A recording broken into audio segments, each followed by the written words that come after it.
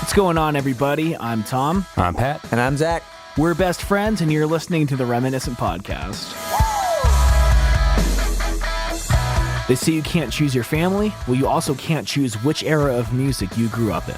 This is a weekly show where we discuss our favorite bands from adolescence and how they continue to shape our lives today. Each week, we'll head back to the early 2000s and take a closer look at the cards we were dealt. Alrighty, folks, it is the New Year's episode. We're going to do a little bit of reflecting and also a little bit of looking forward just to get us ready to go into 2019 with our best foot forward. So how are you guys doing? Tubular. Awesome. Well, I've got A lovely bunch of coconuts. Ooh, deedly-dee. Deedly-dee. Yes. Where are they standing, Zach? They're standing in a row, I believe. Yes. bum. Well, Oh, when you you say know more what? tunes, that is technically a tune that could be applying to. So I just need to, we're laying down, we're working on the boundaries, laying down the ground rules, you know. The show has gone through quite a bit of changes this year, Tom, as you know, Zach, as you know as well. And the listeners, as you know as well. So, Pat, are you saying more tunes? Yes. More tunes! More tunes! Can I say real quick, though, that I thought the line was, there they are standing in the road?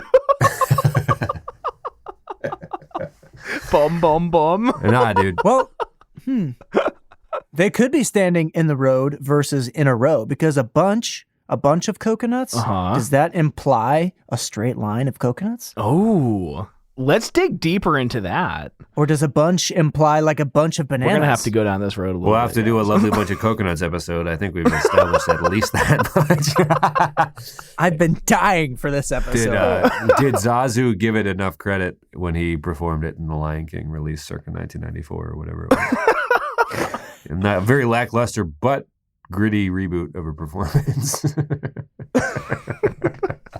All right, let's do We should do a Zazu episode, quite frankly. Ooh. Okay.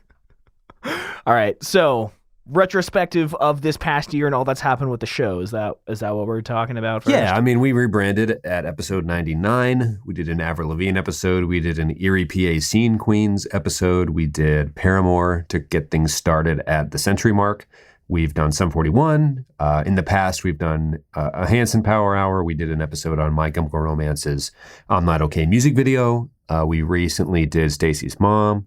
We had logged another pretty good, I thought, Christmas episode where we talked about the decade's worth of really strange Christmas music that we were subjected to. If you're listening to this and it's still the holidays, you might want to give that a spin. But yeah, we've narrowed the focus. Zach, thank the Lord, was able to join us more frequently as we move forward, because the whole point of the show was for us to enjoy each other's company first and foremost. I think that's one of the mission statements. But we've narrowed the focus, and it's gotten a lot cooler and a lot more fun, even though our scheduling of when we record has been a little troublesome. But hopefully that doesn't come through in the recording too much. Can I just say that next week, keeping with the music theme, and we've done plenty of Taylor in the past, for those of you listening on the day of release on the 28th, there is a Reputation tour documentary hitting Netflix. Obviously, Taylor Swift's Reputation tour. It'll be hitting Netflix on New Year's Eve. So we will be discussing that next week, and I cannot fucking wait. Just to watch it and to talk about it. A lot has Very happened excited. since we've done the Katy Perry Taylor Swift episode, which That's was kind one of of the where first. it all That's kind of where it all changed. started, yeah. Where Yeah. we first started talking about music in the weirdest way was us really digging deep into the Katy Perry Taylor Swift beef, and which then was eventually supposed to be doing- the summer episode, and it went way off the rails. Yeah. Oh, I mean, the first few episodes, like the first 30 we did for the shows, was mostly just we'd not end up where we started, and we were not good at it yet. But yeah, no, that hence the narrowing of the focus at the century mark that you've all experienced with us, which we're grateful to have you along. I think I'll kindly nod my head and go, no. Mainly because my focus is guitars, whiskey, guns, and knives, to be completely honest. I do love Taylor Swift, and I dig Katy Perry, but I just don't think I can hang with you guys with the content, you know? I could probably do a little better. I definitely need some research. Is that a New Year's resolution? Let's start there. To become a Taylor Swift documentarian. Where does one find the time? No, yeah, I think we could probably pick our topics to suit all three of our research abilities and how much free time we have to do it every week. That'd probably be a good goal for 2019. Another thing I was going to say, gosh darn it, Tom, you're going to have to edit around this because I just lost everything that was in my brain. Sorry, no worries. Oh, gosh darn it. Yeah, it's, oh, God, somebody say something. I got nothing. Well, yeah, the show started off as this kind of like meandering conversations as we tried to figure out what the we were going to be doing with our lives in the next year, because everything was so new to us. And we just saw that the music episodes, we had the most fun because, you know, as we've seen with Adam Schlesinger, the research was honestly like way more fun than I expected it to be. Yeah, it's eye-opening. You get to get a peek behind the curtain, who was writing what songs, who was producing which albums. It's been fun. It's been more than fun. And I hope you guys have enjoyed them. And again, you can always find us at _Reminiscent FM. Let us know. Amanda, of course, gave us the lovely Sum 41 recommendation, which turned out in real time, it didn't feel like it was a good one, but upon listening to it, it ended up being one of our better episodes. So, she has a few more recommendations. Bring it on. Yeah, JW. Oh, by the way, JW, one of the guys who bought one of our t-shirts, there's a photo, I think, pinned to our Twitter page. But I referenced Bouncing Off the Walls again, and he was like, first of all, Sugar Cult low-key slaps. He texted me when he heard the episode. I had to smile because he was sticking up for them, and he said Bare Naked Ladies deserves at least a little more respect than we've been giving him on the show. So we hear you loud and clear, and we certainly will explore all those things and more coming up in the new year. It's exciting. We have a whole new year to get after it. I've already got a good story about Bare Naked Ladies, so I'll hold on to that. Yeah, for that episode. Hang on tight. That's a good tease ahead. Maybe we'll do them next week. Who the hell knows? Who cares? So where do we see the show going from here? I mean, we just rebranded, so are we just honing in on having the three of us all together? Well, we've listed all the actual episodes. This is one of the traditions we've kept. The Christmas episode and the New Year's episode is something Tom and I have been doing throughout the show that we kept.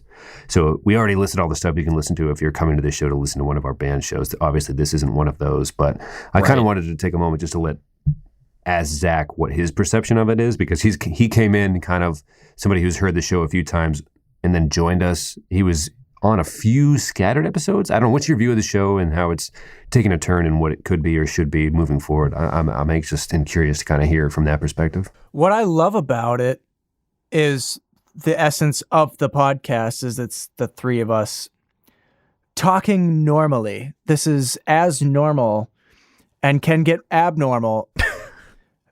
and this was at a time in history a daily thing for the three of us. And the fact that we can continue that, there's been so much time and space since a daily connection between the three of us was maintained, right? I mean, it's been since college, early college, so that's approaching 10 years, right? Like, that's a long time of distance. Oh my God. On a daily basis of being connected by a few miles. Yeah, and for me, like, you know, when I originally wanted to do the show, it was to talk just to you three once a week. But, I mean, we legitimately talk every day because of the show, whether it's following up from last week just over text, like with, you know, the three of us are in a thread, talking about ideas for future shows and, like, listening back to the episode and, like, you know, Pat, you've referenced you miss things that I say because we talk over each other a lot, and I'll move it apart in the editing so you can hear both of us, but neither of us heard what the other person said. It happens a lot. Every week, Tom says something that's the best line of the show, and I am just freight training through it at full speed ahead. But this is what I love about the show is that this is how it went in real life. this is how it goes in real life when we do, in the off chance, get to see each other in person for several hours, because that's what it boils down to, right? It's like a long weekend or a wedding, and we're together. Yeah. So it's like a measurable under 100 hours together. Right. And we even had a good year last year. Speaking of the New Year's episode, we saw each other, I think 4 times? Yeah. 3 at least. That is unprecedented over the last decade. And that's legitimate. Well, I guess, no, Pat, you and I saw each other a lot summer 2012. You were home, I was home, we were both working, we hung out and drank way too much and wrote a lot of music. That was a sad summer for sure. Yes, it was. In was. terms of both the amount of whiskey we drank and the actual sadness, actually, if we're just going to call a spade a spade.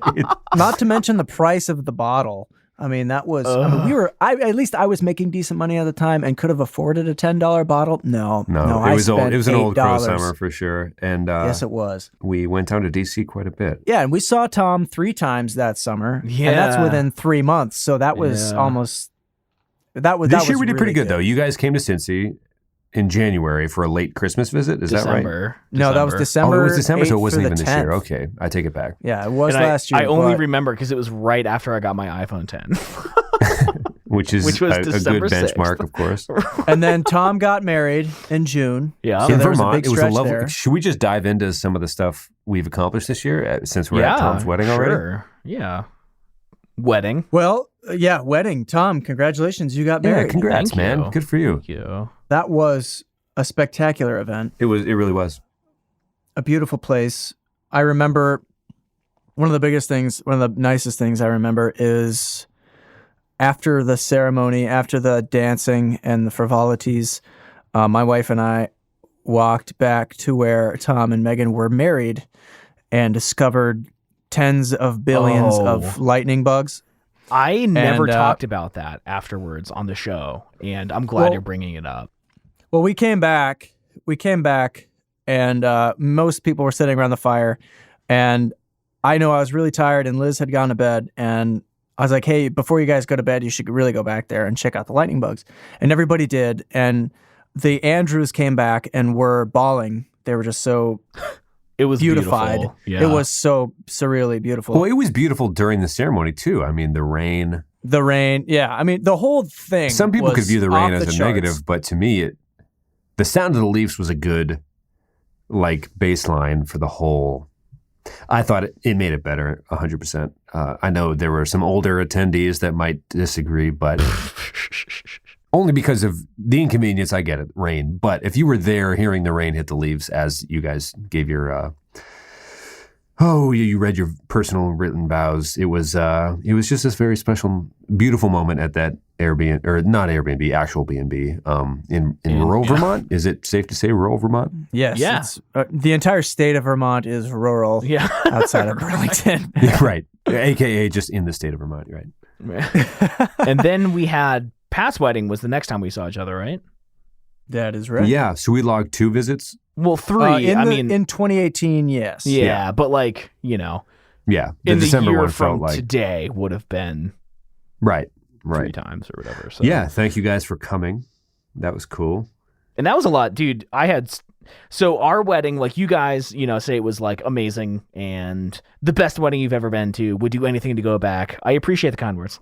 Well, can I say this? It was also, I should have added this to my list of resolutions, MC my first wedding, because I MC'd Tom's wedding. That was a first for me, and hopefully you felt it went well. Yeah. Well, no, looking back for me, I get PTSD thinking about the wedding because it was so stressful. Everything went wrong. Every time I think about it, I'm just cringe. It was so bad. So it's great. nice. It's nice to hear people say it was beautiful, because in my mind, it was a show. I don't even remember emceeing it because I didn't board the plane expecting to, right? It was one of those things where it's by the by, we're gonna, but it ended up, even, Megan's dad had a playful, he got me once on the mic, just playing, it's live theater, right? I'm like, sure, Frank, or whatever his name is. But it was playful. It was fun. Frank. It's Nick. It ends with Nick? the... Oh, yeah. Right. I'm sorry. I meant no disrespect. I just don't remember. But probably the stage fright from even doing it in the first place. But Well, Hopefully Pat, it your worked out. wedding was a lot of fun. I really enjoyed myself. It was crazy to watch my friend get married because, Zach, yours got moved up, like, not in the last minute, but before I could, like, get off work and get a ticket and all that. So, unfortunately, I missed your actual ceremony. Yes. But, I mean, Pat, you were the first friend I've ever seen, like, get married, and I was just, like, freaking out. I was like, this is crazy. This is so awesome. Like, It was it was surreal. It was a good day. The DJ, Jesse, wanted to splurge on a couple different things. The flowers and the DJ were the two main ones, and turned out those turned out to be very good decisions. So I really regret not having a DJ. One of my biggest regrets of my life. Well, you're like, when sure. you're growing up, you're like, oh, we'll do a live band. Yeah, duh. You want to be cool, right? And then you look at the price tag and you're like, oh, so DJ then? Yeah, sure. But no, he was a friend of Jesse's from Oklahoma, Boomer Sooner, University of Oklahoma. Anyway, he did a great job. He traveled in. We paid a little extra to get him going. And he just set the lights up and set the mood. And he also acted kind of as a wedding planner and was like, hey, I'll announce you whenever you want. I'll do this. I'll cover this. And he saw the kids were getting antsy and wanting to dance. So he pushed ahead the first dance and stuff. And it was one of those things where when you're on that day, you have one less thing to worry about. So yeah, for sure. He just took care of us. And it was just like, wow, man. Wow. Thank you. On that note, I totally crybaby. Tom, I should say, I'll start with you. I was singing a song as Megan was walking down the aisle. Yeah. And I almost lost it completely. You were singing I'll Follow You Into the Dark by Death Cab. It was beautiful. Beautiful. It almost turned into I Will Sob Into the Trees.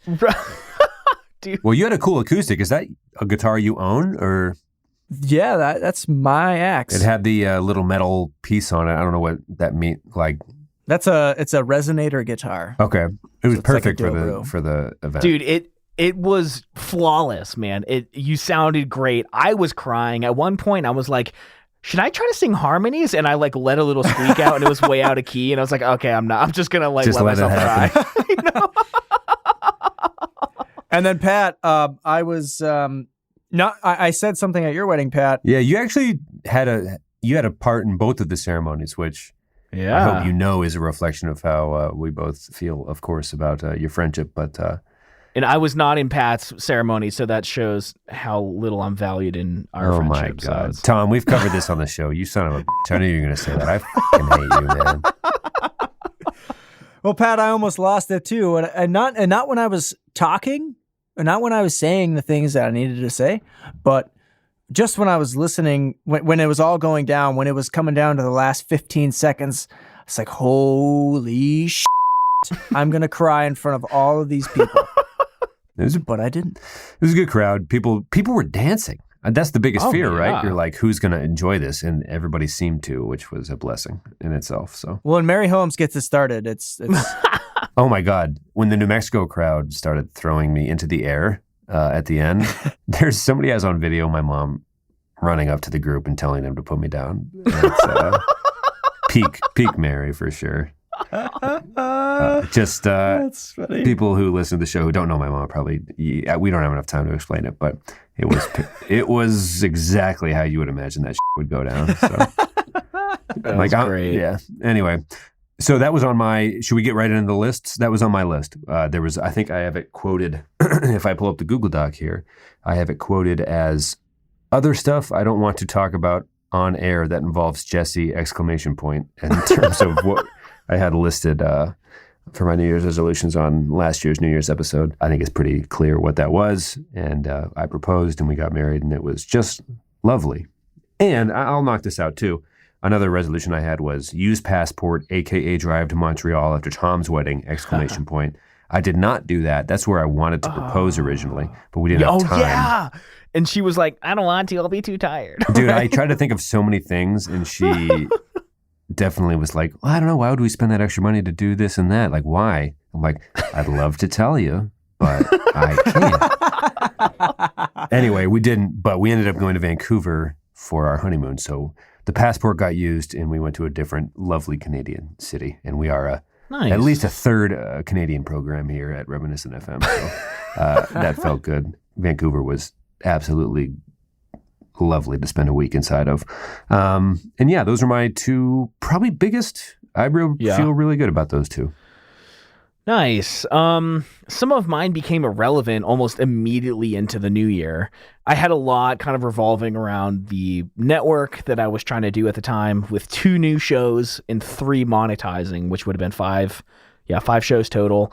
Almost on New Year's Day, I decided to shut the network down, which was interesting because my next resolution was to have 7 editing clients. It was kind of a lofty goal, and I had no plan for that, but Megan did like a tarot reading, and I was asking for guidance on, like, I was having issues with one of the shows, and I was like, how do I proceed with the network? And she pulled the death card, and she's like, it doesn't necessarily mean shut the network down, but like in my heart, I was like, I'm going to shut it down. So I did. I decided that night I'm shutting the network down. And then the next morning I woke up to an email from a friend like, hey, could you take on the editing of some of my shows? So it was just like cosmic, right? It was incredible. So I do not have 2 new shows, although we do have 1 new one with our Pod Carnage. And I am happy to report, right? Yeah. I'm happy to report that I have 8 editing clients and like 15 shows. So I'm actually doing much better than I thought that I would be, which also leads to, I had a lot of monetary things. We discussed if that was like, ethical isn't the right word, but like you asked if I was like self-conscious that a lot of my list was money related. It was very specific. Right. But I had a goal of making $75,000 this year with an arbitrary 35% self-made. I did not make $75,000, but I was within like 2% of making 35% of $75,000. I came in like just under $23,000 from editing podcasts this year. And that was like, I mean, that's part-time, you know? So I feel super good about that. Well, I don't think anybody listening would be rooting against you actively. I mean, that's great news, right? I mean, that's part of, you know, when Elemental folded, your company that launched both this show and Ron Carnage. Yeah. The phoenix that rose was your editing business, and it's been at a pace that can only probably, you know, it's just exciting. And, you know, obviously the numbers you put on your resolutions were oddly specific, but you've made a lot of cool connections in the last year, which is very exciting. We're all happy and proud of you, right? Happy for and proud of. Hell yeah, man.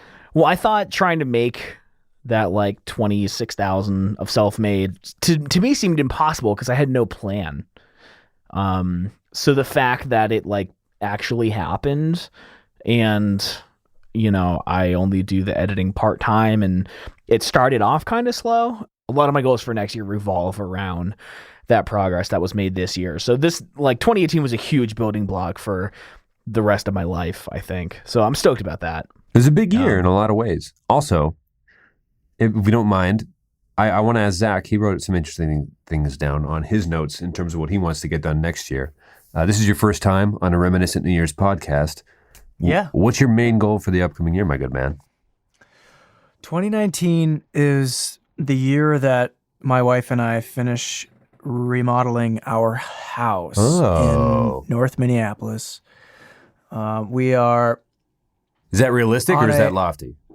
I think it's realistic. We spent a lot of the spring and summer and fall of 2018 doing incredible amounts of work on the landscape side of the house. So originally it was like 15 years worth of nobody cares about anything on the outside of this house.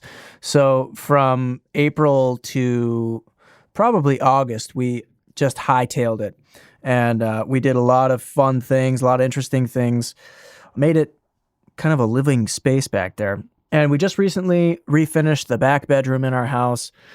That looks nice. We're living in there right now. We're sleeping in there right now, which leaves the front bedroom that we'll finish, that will eventually be her office. Well, and when we sell it, doesn't matter what the hell people use it for, but that's what we're going to use it for until we do sell it. So it's the front bedroom, and then it's a story and a half Tudor style home. And the upstairs is a one open room, really, with a bathroom up there. And that's basically gutted. I gutted it when we purchased the house because it was disgusting and gross. It was a rental property for 11 years, I think. Ooh, so that'll do some not damage. in good shape. Not in good shape. So we, and that's the story for the entirety of the house as well. So we put a lot of work into it, a lot of elbow grease, a lot of weekends spent working on this thing. So upstairs, with the majority of the downstairs done, not including the front bedroom and the kitchen, and the kitchen's basically done, but there's a couple other things I need to do there. And I can get into that later. But the upstairs, I need to put in a hardwood floor. I need to add and change some plumbing, which I have to hire out, of course. Frame in a French door that will be the entrance to the bathroom. Tile the bathroom. I have built most of the furniture so far in this place. So I'll be building the built-in cabinets, the table in which the vessel sink will sit on. I'm not building a toilet. I'll probably just buy one of those. Probably just, yeah. And then it's, so French door, sheetrock, paint, hardwood floor. Well, sheetrock's done. I just got to mud it all and sand it all. Anyway, paint it, hardwood floor, trim. Couple electrical things. I have to add some more can lights, so recessed lights, so wire a few things, a few more switches, and build the furniture and furnish it. And then it's done. Oh, is that it? Oh, yeah, that's it. That sounds Is all that done awesome. in 2019? It's highly possible. With the majority of the main floor done, I think it's highly possible. I think you need to stop working so much is number one. Your strength being your work ethic. Let's just alter that immediately. Have a worse work ethic and have some me time. Let's just see what happens in 2019. No, I mean, give less time to your boss and more time to you and your house is what I'm saying. Yes. Okay. Well, that's part of a potential plan as well. Okay. I might leave that company. Might say sayonara, start the constructs of my own company, and then join on with another, probably the union, and work with them until I get laid off, and then do my own thing, and then. Can we get some club horns or a dun dun dun? Wait, is that It another? could go either way. It could be a bad deal, or it could be a really good deal. So But, is self-employment a 2019 resolution? No, that would push it over the level of way too much to do. Okay. If for some reason I was laid off this winter and I had like a month of nothing to do, Come hang out with me. I would probably end up jumping through all the hoops to have Epic Stone Crafts and Woodwork being an actual LLC, and Nice. if I had the time. But when I do have the free time, I'm either going to be like bug out bag / bushcraft surviving up in northern Wisconsin as a hobby, or trying to finish what is my next, not my next, but another 2019 resolution, which would be finish recording my album. Ooh, solo. Yeah, when I'm not bushwhacking and shooting squirrels and things, I'll be recording music at my neighbor's house. I have to finish that album before I move from this place because I don't want True. to pay for recording. Right. And I get it for 100% free over there. And sometimes I even get free beer and pizza. And he pumps out some pretty good quality. So, yeah. He's got it all, man. He has it all down there. Damn, those are way bigger goals than I have. That's a good year there. But I don't know if it's maybe not so much. I don't think it's bigger. It's just more concise. I mean, I have a short list. But they're big ones. They're important points. I think the most important one is my fourth one, which is buy an electric guitar and an amp, because I miss playing electric guitar. Do you not have through an electric? amplifier. I'm borrowing a Squier Telecaster from my neighbor. Oh, man. And it's actually a really, really good guitar. But I would like a Fender Thin Line Tele with some P90s, with a P90 in the bridge and a single coil in the neck. Oh, yeah, you want that noise coming through your recordings. Please, get those single coils out of here. Well, what else am I supposed to do? It's a Tele, bro. And I have to buy a tube amp, too. Otherwise, it's just all for naught. Sure. What kind? A Fender 5E3 is what I want. Oh, 5E3. Yeah. Well, speaking of guitars, that was one of my resolutions for 2018, get a guitar, exclamation point. And Tom just straight up bought me one as a wedding gift because he knew I was going to be too cheap to ever do it. And I had sold the guitar I had in Albuquerque when I moved to my landlord / friend that I lived with. I wanted him to have it more than anything. But Tom got me an acoustic, which was very nice. And Whoa, when did that happen? I think it was a few weeks after the wedding. Tom and I were in a standoff about who was going to get who a wedding gift. And I asked him, please, dear, I thought we had a gentleman's agreement in place to neither of us get anything. Because like either we both spend money and we just spend it to spend it, or we don't. And then Tom sent me the guitar and I was like, you bastard. And he got me that. And I, in turn, out of spite, bought him a year's supply of toilet paper for his household, which his wife did not find very humorous. I thought it was both practical and funny because, Tom, have you even gotten through a third of it? No. The answer is no. So they are not going to spend a months. freaking dime on toilet paper for the next decade, which I thought was... And is that single ply? Did I cheap out on you, or is that... Oh, no, it's the good stuff, dude. Way better than we usually buy. It's a treat. Is quilted one of the words and one of the brands that is... I think so. Yeah, grandmother sewed this toilet paper, so let's not jump to judgment too quick here. No, it's a treat, dude. I think about you every time I go to the bathroom. Like you did before straight the up. gift, but now it's a little more meaningful. In the bathroom. In the bathroom. One of my from 2018 that I'm going to quick translate, flip it, reverse it. It said, continue to hit savings goals for down payment on house, exclamation point. In 2018, that became engagement ring / wedding pretty immediately. And I'm going to switch that to, I'm going to try to pay off my loans by tax season. That's my big resolution for, dude. I'm going to try to hit it hard. I'm not going to do much. I'm just going to walk my dog and eat PBJs and just try to get after it. I'm tired of having it on my stuff. I'm within killing distance if I really focus on it.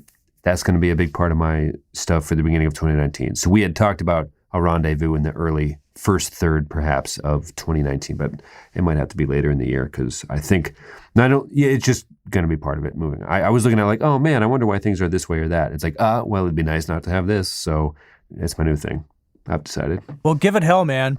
Well, thank you. I did that, and it's a weird transition. It truly is. It's hard to imagine that X amount of dollars are not leaving your pocket to the federal government. It almost feels like you're breaking the law and somebody's going to bust down your door and like say, "Sup, motherfucker?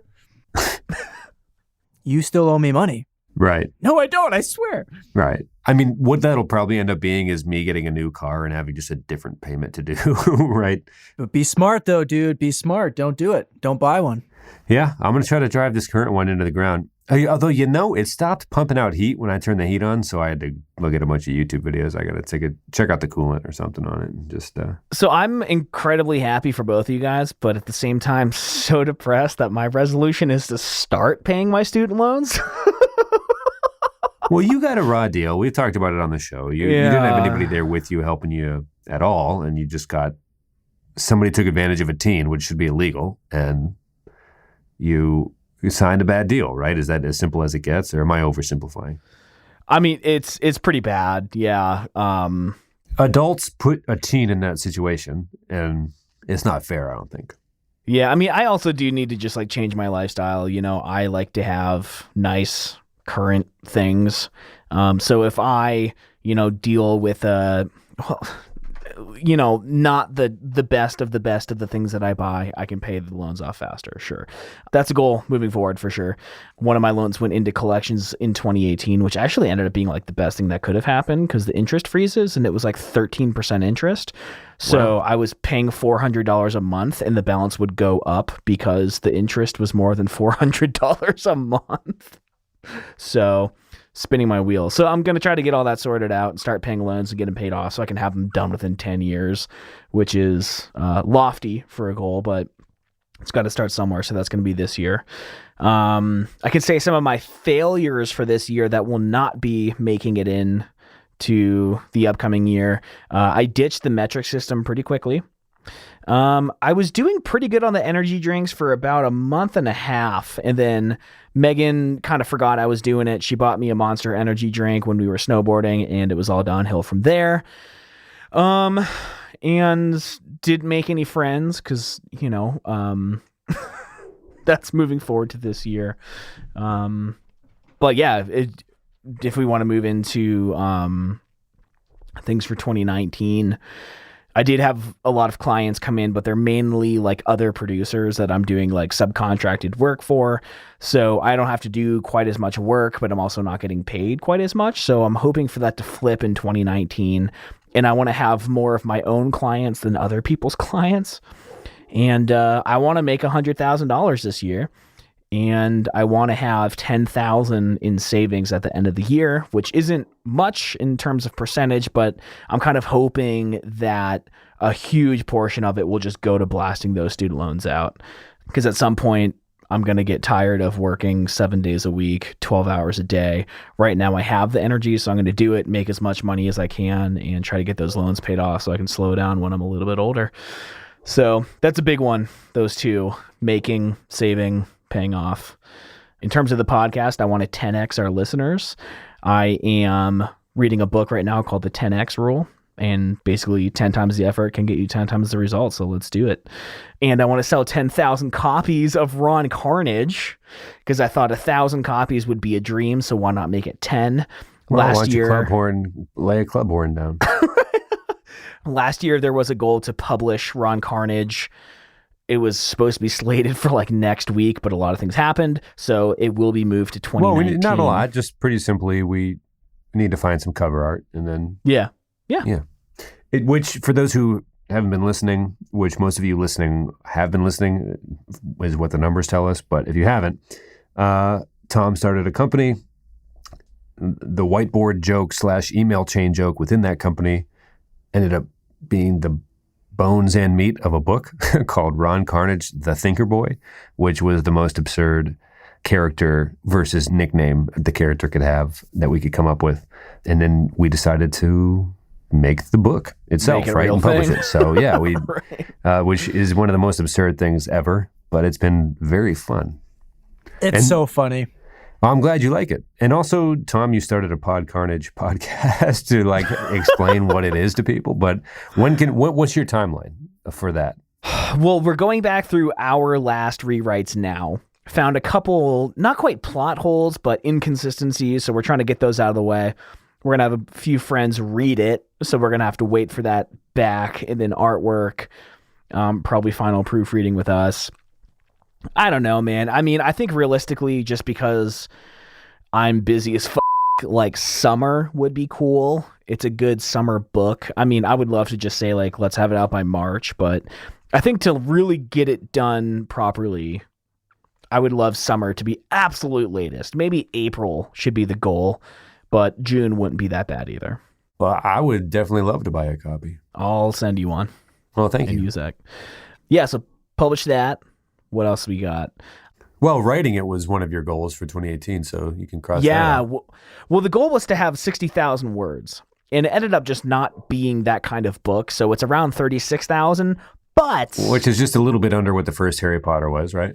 Right, but let's also include the fact that there was not a sequel, but a spin-off being written, so that also boosts those numbers. And a sequel, too. There was some leftover notes from... Yeah. There's outlining for a sequel. There's a hurling book, and there's a 2 Ron 2 Carnage in development, it sounds like. Right. So it's going to be a big year for publishing. So I'm excited for the Ron Carnage franchise, is that what you're saying? Right. Yeah. What are my other ones here?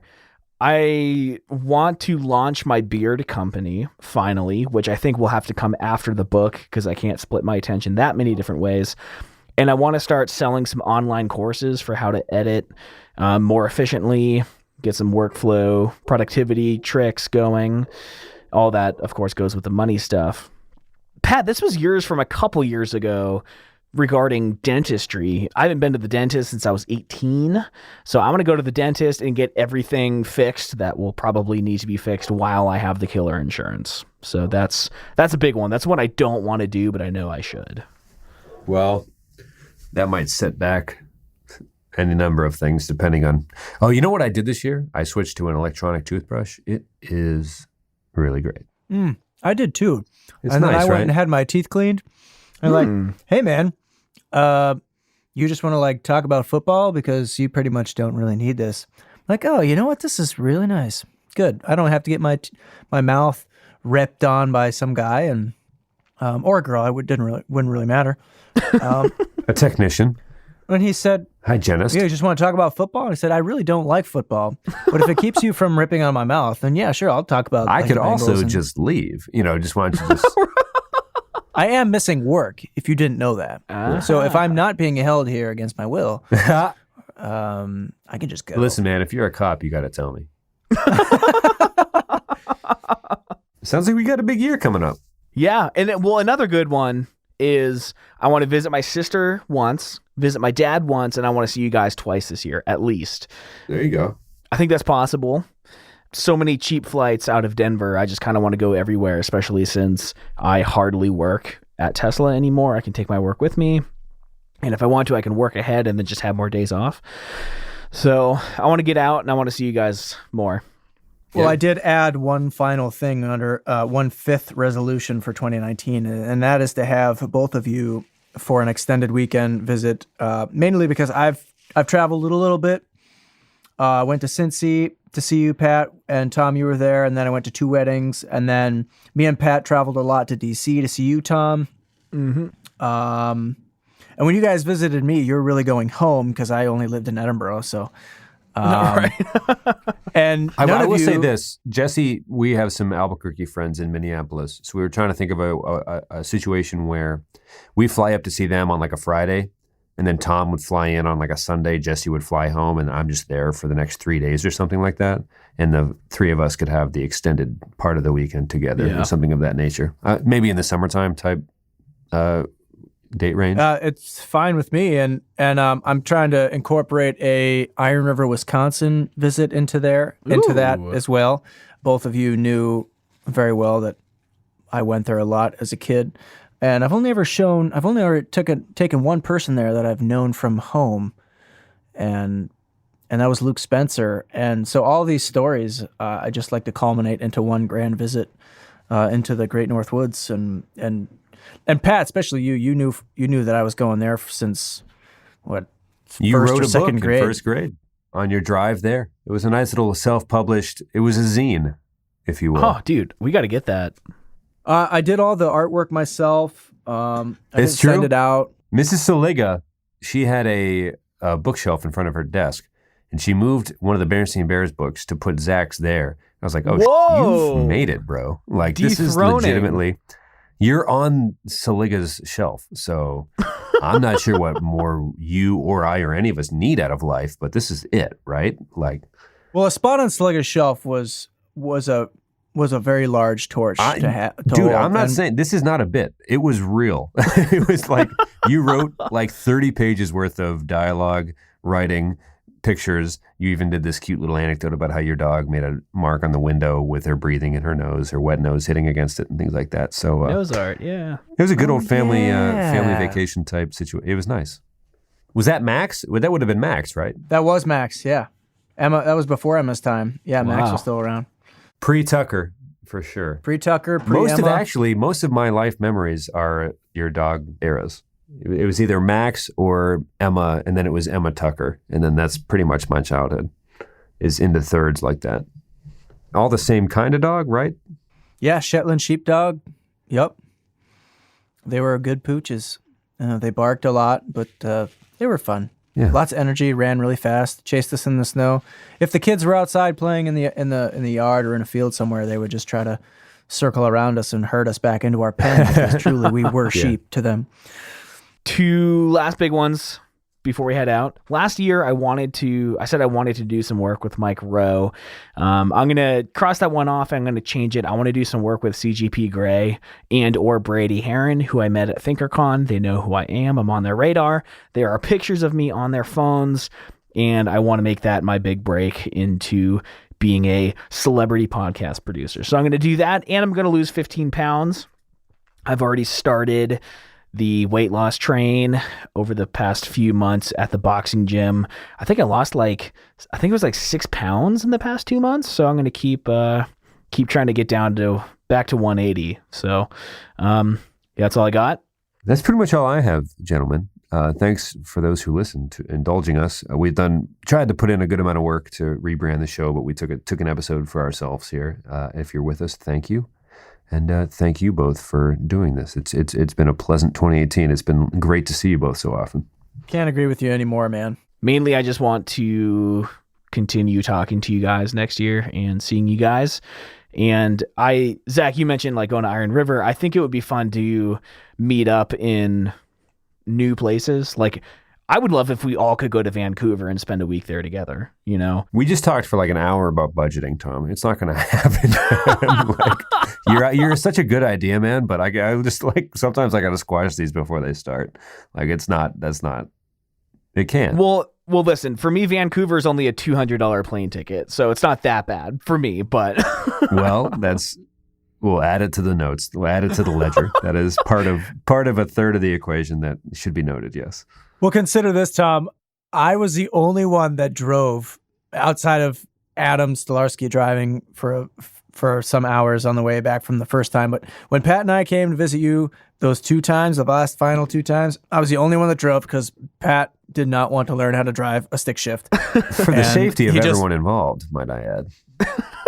I was open and willing to teach you. No, I know. It's like, oh, cool. So my first try is going to be a 7-hour shift. Like, cool. We've run over this pretty good. I'll just operate this all the way down to Virginia. That's cool. Well, freeway driving is the easiest because you're just in gear and you're just going. I suppose so.